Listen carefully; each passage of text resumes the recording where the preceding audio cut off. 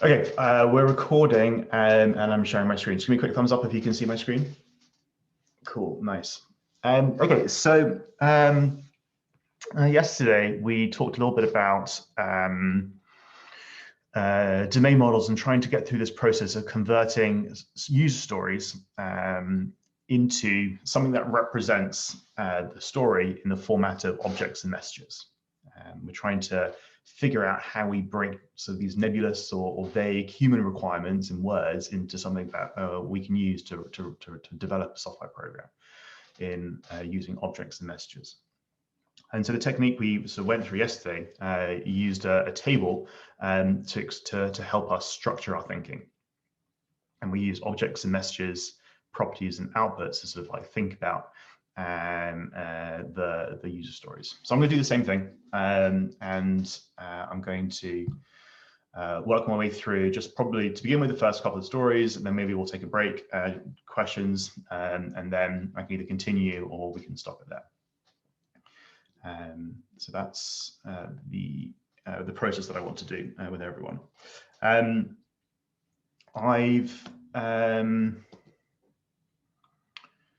I've created like a template at the moment that I'll fill in, so you'll be able to see it on my screen. Let's make it so you can actually see what it looks like. And I'll need to update that.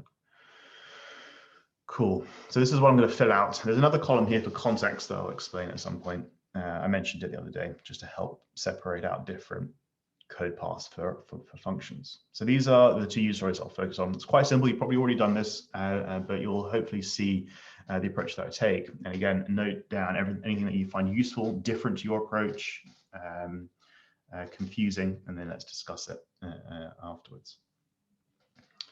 I've added a few more lines of code to my test framework. One main one here to help sort of group a test code together. So you'll have, there's still the assert equals function, compares two values, and if they're not the same, throws an error. It doesn't return true or false. It will either throw an error or not do anything, because the idea is it will run, and then it will either log a string in green, and this is all lovely escape characters to say that it will just be green text. So I just interpolate the string inside of it. All this is to say that I want my console to show green text, or if it's an error, red text, and then the error message. It's very simple. I have a function to test two values, and I wrap it all in this, and I export it as a test object. So just a very slight extension to the test framework using the assert equals function just to help group things together, and I'll show you what this looks like in practice. So let's have a look at the README first of all, and let's fill out this table according to these two stories. So as I read through the stories, I can pick out that we have a basket that needs to add items and a basket that needs to remove items. I'm just going to focus on this one to begin with, adding items to a basket. So hopefully if I get them right, you should see this table fill out a little bit. So firstly, I have a basket. And if I want to add items, I want to be able to store items in the basket. So I'm going to have an array, and I'm going to call it items. In my head, I'll just keep a property called items. And I'm going to use a notation with an @ sign to denote what I want this to be. So I'm going to want this to be an array. All right, you can choose any way you want to do this. You might want to just keep it a literal like here and say it's going to be an array. And this, I think, is going to be useful for you to see. So I want it to have an items array. And what I want to be able to do is add an item. So the message I want my basket to have, or to be able to send to my basket, is add item, whatever the item is. And at the moment, there's no like specific context. There's always going to do one thing at the moment. So what I want it to return, as I imagine this, I want to do something like basket.add item, and then I want it to return the list of all the items. So I want it to return an array, and at some point, I want us to be specific about it. It should have items in the array. Like I want to create items. But at the moment, I'm just going to have it as an array, but that's what I'm going to work towards. So an example of this might just be, you know, an array of item 1, item 2, etc. So that's going to be the first way I'm thinking about this, which means that I have a few things set up for me. I want to be able to have a basket class. I want to be able to have an add method that takes an argument, and I want it to output the array. So let's go ahead and write this test. Now that I understand. Now, there's no point in moving on trying to write the test if you don't have this part here sorted or clear in your head, the output part. The whole point really of this diagram is to make sure you're very clear on what the output for your method is. If not, there's no point in going forward and go back and play around to understand more about what you want your methods to do. So let's have a look at the basket. So I want to be able to require my class. So let's find it in here. So I'm going to go up one level into Bob's Bagels, back into the source, and find the basket. So far it's empty. And then I want to focus on my add method. So let's have a quick message just to describe what group of tests I'm doing. I'm focusing on at the moment, what is it, basket add at the moment.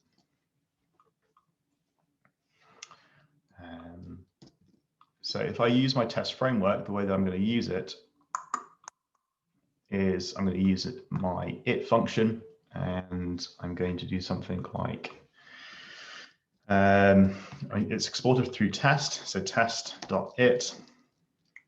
And the way that it works is it takes a string and a function to run. So I want to stay in my basket and say this is going to be about adding. So when I add, it uses add method. I want it to return. It returns an array of items. And I need to pass it a function to run. So let's write a function. This is where I keep my test code. So here we have our verify step. That's the last thing to do. Here we'll have our execute step, and here we'll have our setup, making sure we're thinking about organizing our tests into 3 parts. So I like to start at the end, just to make sure I know what I'm trying to verify, or at least set my test up. So here will be something like assert equals, and I want to have 2 values here. I want to be able to, let's say, set up a basket. Here's going to be a new basket. That's going to be this part here, this object. I'm going to want to be able to call add item. So let's put that here, basket.add item. I don't know what my item's going to be yet. Let's figure that out in a second. And then I want it to return an array. So I'll store the results in a variable. And then if it's worked, I should therefore start with empty with an additional item there. I could do something like assert equals results length 1. That's a simple test at the moment. If I successfully push an item into my array, I can look at, and I return the array, I can look at the length of it and assert that these 2 things are the same. So where does item come from? Let's create an item class. That item is going to be a new item. It doesn't have to be anything in particular at the moment. So let's have an item here, and let's have a class item. Let's just keep it absolutely empty. That's it. Module exports item. I had just a quick question. How are you asserting that the item you're adding is the correct item? Because at the moment you're just comparing if it's the same length, but it's not necessarily the item you've added. Yeah, absolutely. Hold that thought, right? Note that question down, right?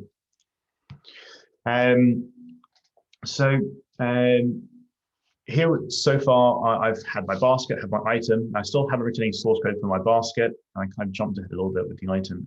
I probably shouldn't have done that, but that's fine. Because I just want to focus on demonstrating this basket at the moment. So I've set up this test. Returns an array of items of length 1.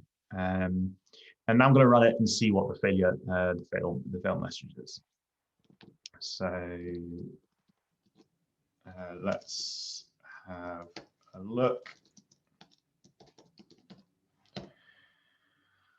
Okay, so I've logged the description of my test from here, basket.add, and it's given me the results in red. So what my test framework is doing currently, it just will log the name of the test in red or green, depending on whether this has worked. So that's why we're seeing red.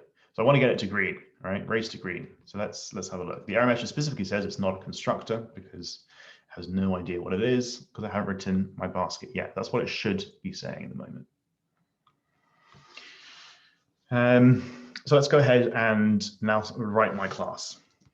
So class basket. And then I can run my test again, see it should change. I haven't exported it, so let's export it.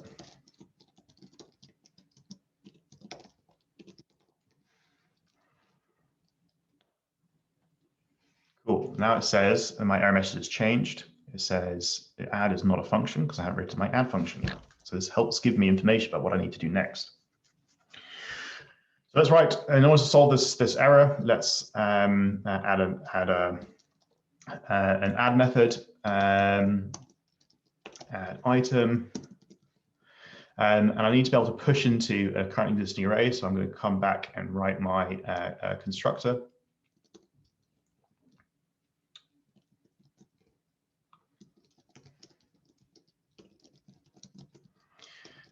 This dot items, let's start off with the empty array because that's what it says here. It has an items of property and it's going to have in it an array.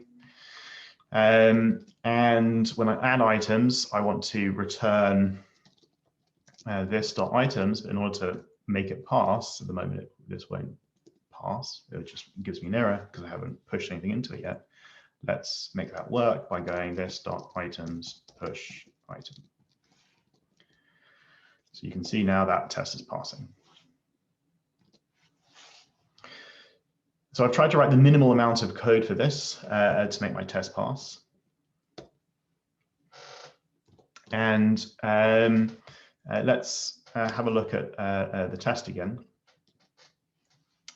As Jamie pointed out, we haven't asserted that the actual item is in it, just that the length is 1. So you could actually break this test by simply having that. We have 1 item in the test in the array, my test will still pass. So I haven't actually asserted that the item is in the array yet. So I might want to write another test.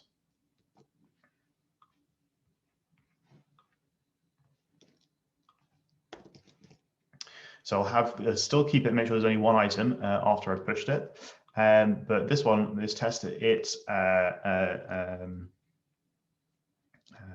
makes sure the item is in the array. I can't think of a better name for this test at the moment. So this time, I want to have a different assertion. I want to say something like result dot includes item, and for that to be true.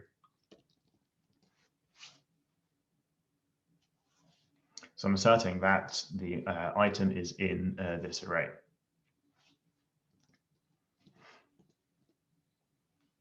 Cool. Let's have a look at that break basket. If I didn't do this and I just had one item in it, you can see that it still returns an item of length 1, but the item is not in the array, which gives me useful information about the state of my program at the moment. Cool. I kind of want that to be. Let me quickly make a slight addition to my test because I want to be able to read it more easily.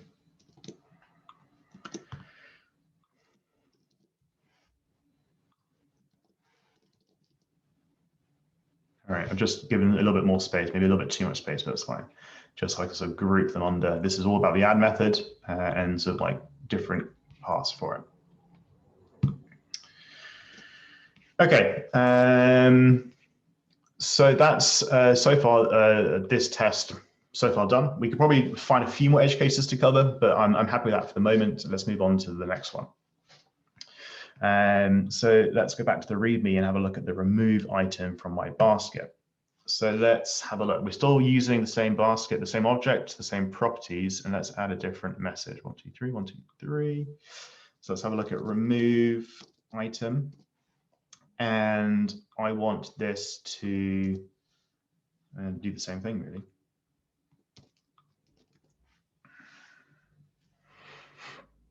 I don't think there's anything else that I need to do right now.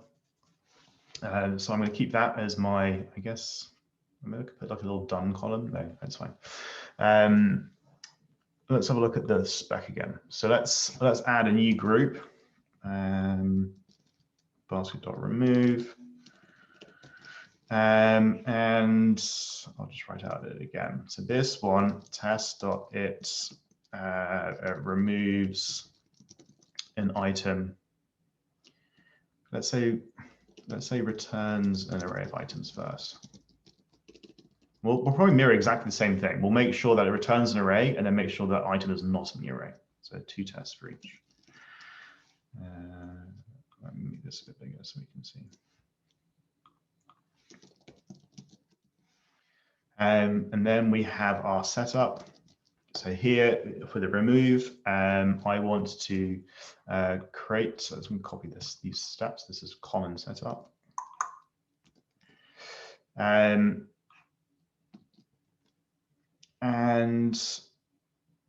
this is still part of setup. So here, when I remove the item, then I want to verify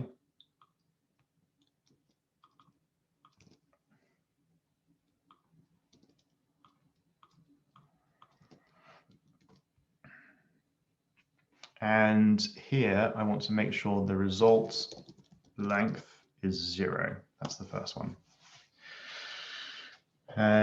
After I've removed the item, I want to add it, then remove it, and the result will be 0. So let's run my tests.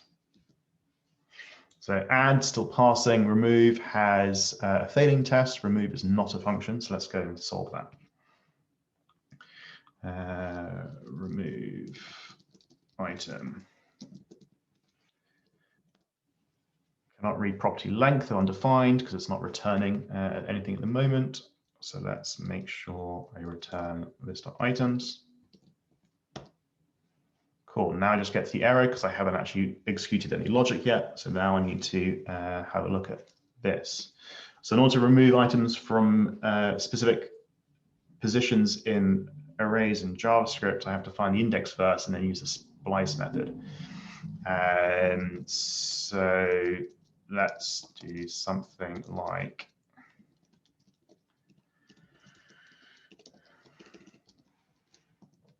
that to find the index of where it is in the array, and then do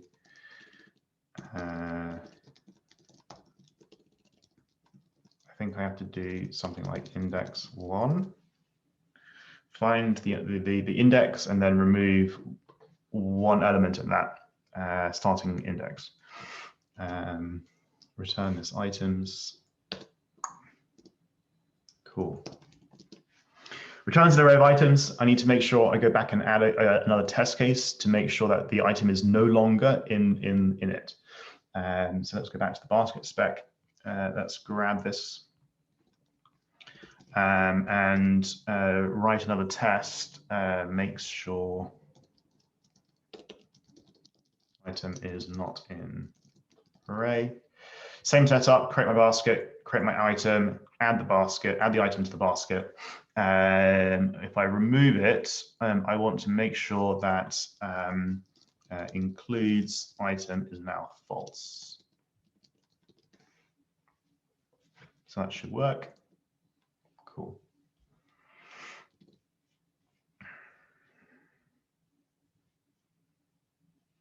Now you might want to do another test case. Let's just be super sure.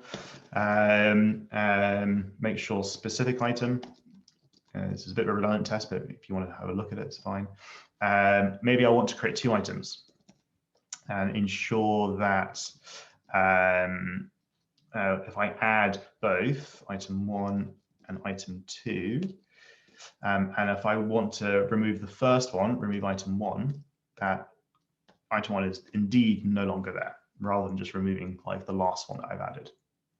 That might be a useful sort of additional test case to have.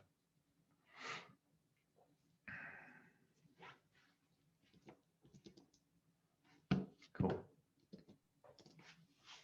Can I ask a question? Yep. Do we need to worry about sort of formatting it the same way that you've done it? Because this, like the it and then passing in a function, is confusing me a bit. Like we did the same test, but we didn't really format the same way. So do we need to worry about that right now? You don't need to worry about it, no.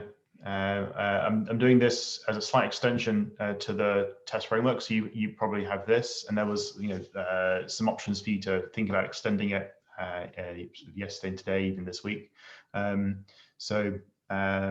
wanted to sort of not spend so much time writing out lots of things. So this is slightly easier for me to demonstrate.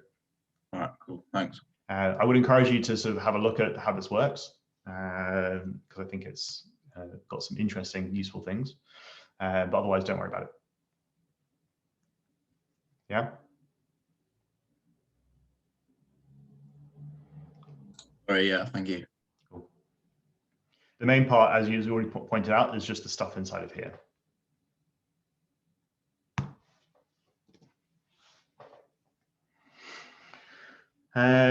Cool. All right, let's. I think that's pretty much where I wanted to get to right now. Let's pause and go through questions. What came up that you found interesting, useful, or confusing?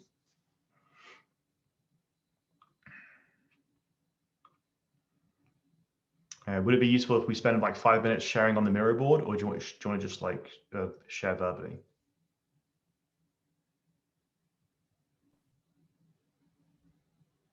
I'll just go verbal. I have a quick question about the output section. For example, with say just like the add or remove, not all the functions would have like a return statement. Or should they all have a return statement? Where possible, yes, they should all have a return statement. There might be more cases we get to next week, the week after, where it's a little bit more complicated, but for the moment, always try and think of functions having return values, or all functions have return values, but let's make them explicit. So with a following on from that, with the return value, say you wanted to return a console log, can you do that? No. Does it work? No. No. There's a different way to test that you're logged into a console, or think at the moment that console.log is a way to get visibility. It's a debugging tool rather than interface. All right. So all your functions should be returning values rather than logging to the console. There might be a separate class that you want to sort of use to log to your console, or another sort of, encapsulate that logic somewhere else. But at the moment, always think about returning from functions, not logging to the console.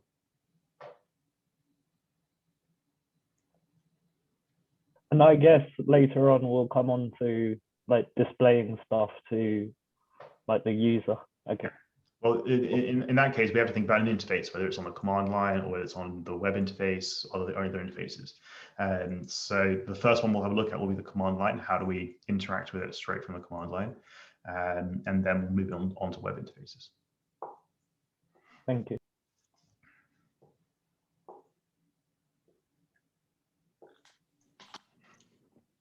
Hey Ed, I just wanted to know why in the test framework file you said we need to throw an error instead of like a false Boolean value. Where is it? Yeah, great question, Marie. The way that I wanted this to work is on the left-hand side is a function. So there are two arguments to my it method, a string and a function. And this function gets executed at this point here on line 8. So my it method takes two arguments, the string, this part here, and a function. So this is a function that gets passed entirely as a second argument to the it method and then gets run in this try catch block. And the reason I'm doing that is because I want to catch any errors that happen in my code. So I want to be able to make sure all my tests run rather than it aborting on the first thrown error. So all my tests will run and then it will catch errors and log them to the console. So I pass the function as a second argument. I then run it here. And then as a result, the only way we can get to this line, which is the passing green, is if no error gets thrown from my test function, like the one that goes like this over here. If no errors get thrown during this execution, it passes. Okay, yeah, that makes sense. Yes. Thank you. No worries. Yeah.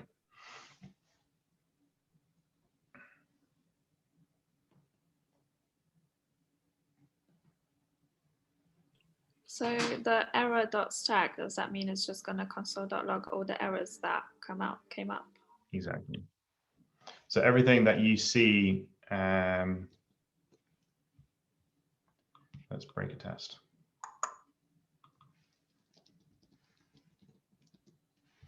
All this is just the error stack, like the different points that your code traveled before it hit the error. And it's in reverse order, right? So the last thing to have happened is this line here. And before that, this happened, faster this one. And these are different points at which your code traveled. So you can sort of look back through the stack trace. It's exactly what you get without catching the error. It's just simply taking that message and then throwing it to your console rather than letting the error bubble up and then abort your program.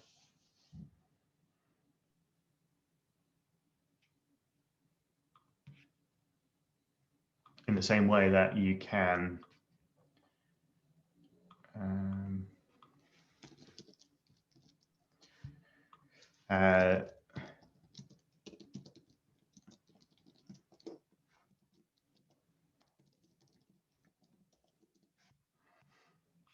so this gives you an error, but you can also execute this in a try catch block, which will then take this error. Let's have a look.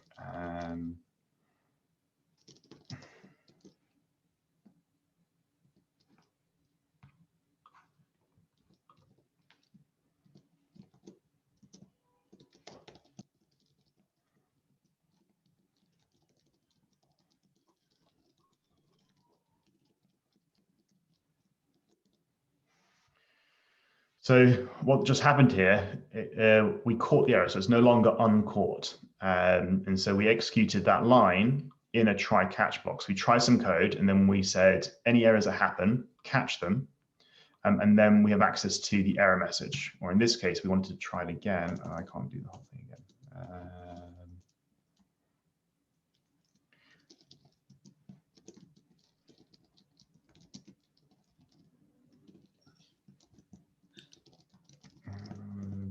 Bear with me.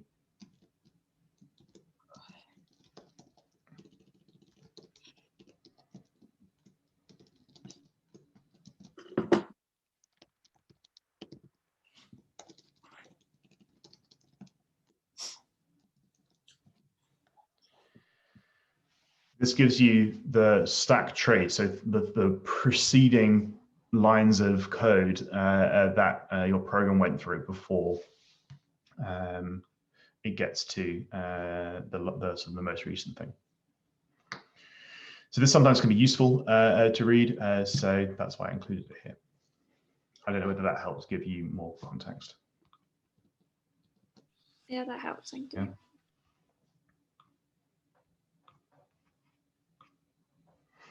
Cool. Anything else in terms of the process of taking from user stories to the domain model to the test? That's the key thing here. How do we translate the stories into the domain model over here, and then using that to drive our tests, which drives our source code? I do have a question, actually. So I don't know if you're gonna like work on part 2 or something, but in part 2, when it introduces the manager, I was just wondering how you would go about that. Cool. All right, let's have a look at that together then in a second. Any other thoughts or questions on the process part of this? That's really the real key part here, is just thinking about the process, not necessarily all these bits and bobs.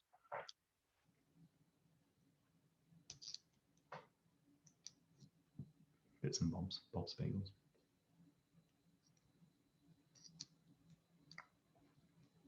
Cool. Just give me a quick thumbs about like how I don't know how confident, not so confident. What's the question I want to ask? When you see this, I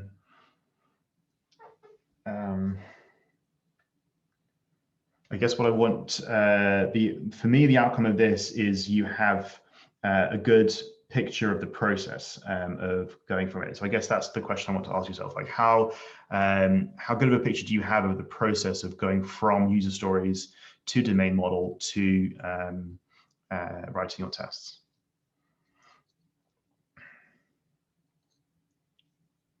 Yeah. Okay. Okay. So let's have a quick look at the next part then. What time is it? 10:15. Yeah, we still have a few minutes. So let's go back to, let's hide your faces for a second and go back to part 2.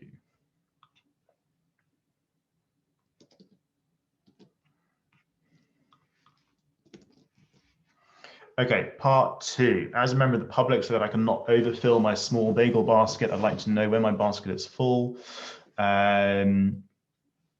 Okay, so let's add some. Let's fill out this domain model of maybe all 3 of these stories, and let's see where we get to. So when I like to know when my basket is full. So basket looks like it's the object, and is full needs to be like some function, and that looks at another property capacity. Sorry, Ed, could I just add something?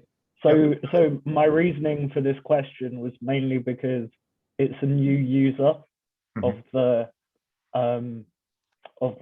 program. So I was just wondering how like you would implement a new user, if that makes sense. Yeah. All right. Is it okay if I go through each of these stories, then we can have a look at Yeah. Cool. All right, so let's add a property called capacity. I want this probably to be an integer. Say, for example, it has a capacity of like 2 to begin with. You can only ever have 2 bagels in the basket.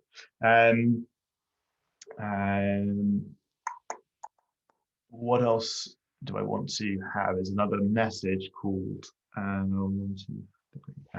is full. And I guess at this point we can have some context here that says like it should be, for example, true when it's full, let's say. quite self-explanatory. And then again, when it's not full, it will give false. In the same way that I now have two contexts for the adding as well. So if it's full, let's start with not full, because then we can keep that there.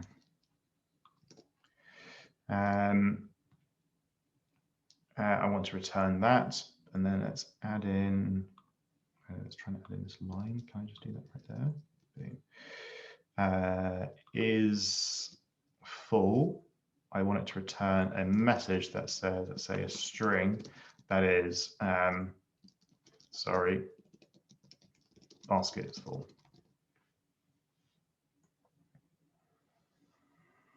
So that's trying to model this user story. When basket is full, I'd like to know, so I'm going to return a message if I try to add an item into the basket when the basket is full.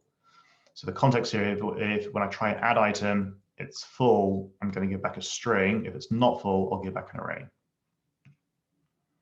That's one way we could model this. And in order to do that, I need to have this is full function so I can have a look at this to determine it's full or not full. This might be like a step too much too quickly, but I feel like that's useful. I'm sorry, can I jump in with a question here? Yep. So like this is like kind of the point where I kind of lost track of like what I was doing. So basically, like in my understanding, like when I was thinking about writing up the test case and like how the source code would look, so like the user space that's like when trying to add, so somehow in my head, like I placed this checking whether it's full or not within the add method, and I just couldn't see like, well, not the point, but I just didn't really like kind of add up in my mind, like why would I need a separate method? Because if I don't call the isFull method, then it doesn't necessarily check it whether the basket is full or not. So like basically what I'm trying to saying is like I just didn't see like why do I need like a new method, like a separate method from the adding one, instead of like just writing a condition statement within the add method, basically. Two things. One is just readability, so I can think about it. You're right; it's not needed at the moment, unless I was going to use it again, maybe to like try out my code. But where possible, I like to use function names to help readability of things. So rather than having to look at a condition and understand what it does, I could just read the function name. So it adds more readability when people read the program. All right. Yeah. But that's a small refactor that I've already jumped ahead at, but just because I've seen this pattern before. All right. Good question. As the next story that says, as a Bob's Bagels manager, so I can record more sales, I like to create baskets with a larger capacity when I need to. So this one is interesting because there's a lot of interpretation here. And it might be very, very simple to simply say, I want to be able to construct baskets or pass an argument to my new method for baskets and set that capacity property. A little bit like doing something like this. And I can use that argument to set capacity. So it might be a lot more simple than you might think, Zach, for this user story. So we're thinking of users at the moment as people who use our program. But remember that we don't have an interface, we don't have different roles for people. It's still just baskets and items.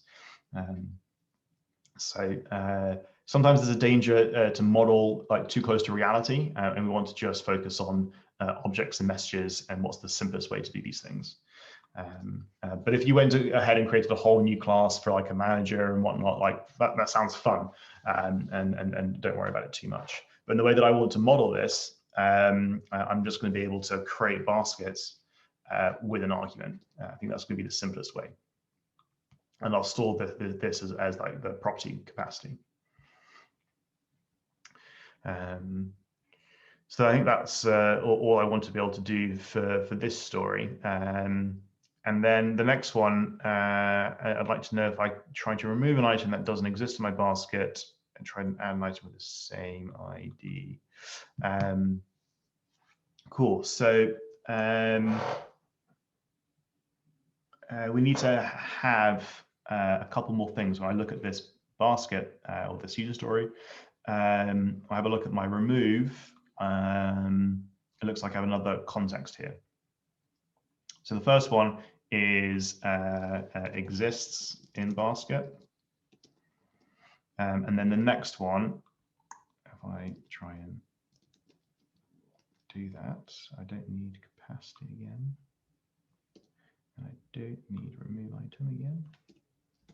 Say does not exist.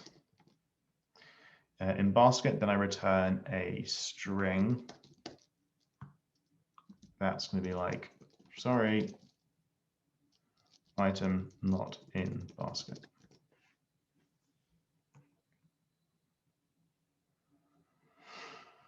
Like in the same way, I want to know if I try to add an item with the same ID, and then there's going to be another context for adding.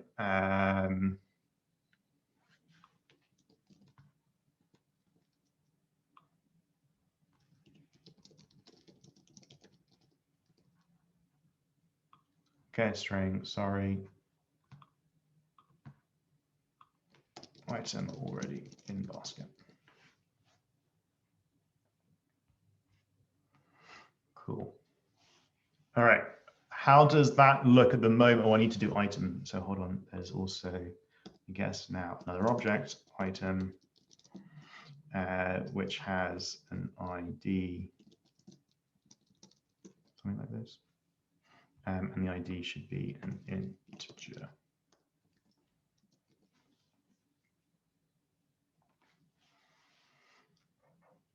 Okay. Thoughts, questions on this domain model for that next set of user stories?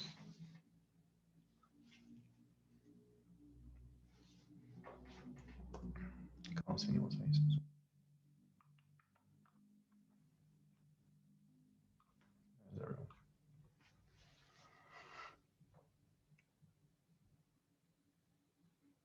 Thumbs up makes sense. Not really sure. Have a question, and what are you doing?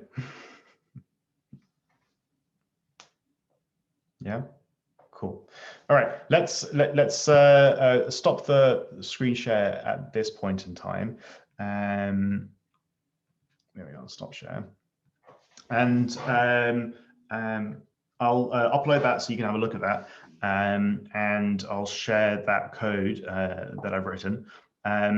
And the rest of this morning, have a go by yourself, thinking about the test framework or challenges that you want to have a look at. I think that's all I wanted to say. What other things am I missing? So check-ins with Jamie, Aidan, and Petra this morning, and then most of you will be tomorrow.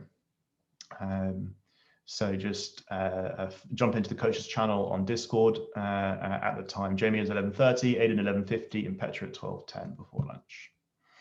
I'm going to pause the recording.